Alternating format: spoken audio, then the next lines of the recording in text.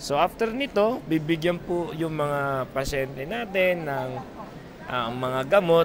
Tapos yung pinakauli po gagawin ay ibibigay ng mga pasyente yung papel sa last station, which is the statistics o yung documentation po natin.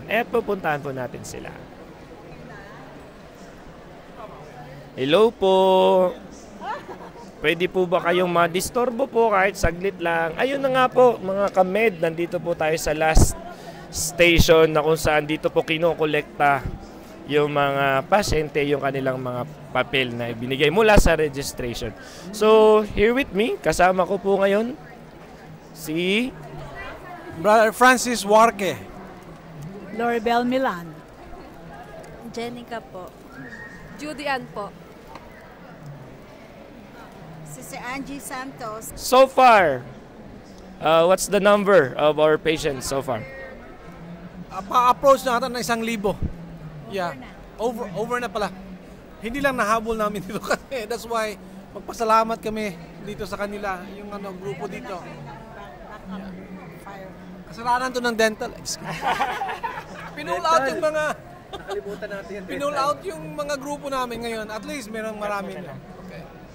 Thank you. And ito yung mga partners natin dito sa LGU, no?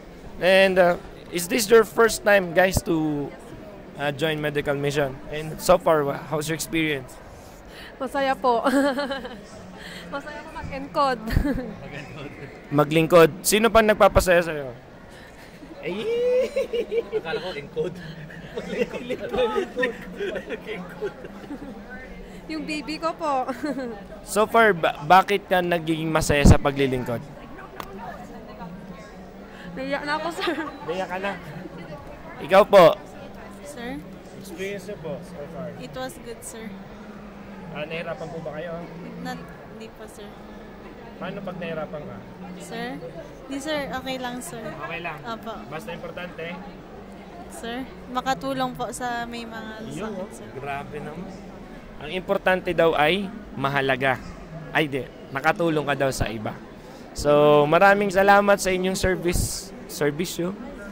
And thank you guys for helping them out.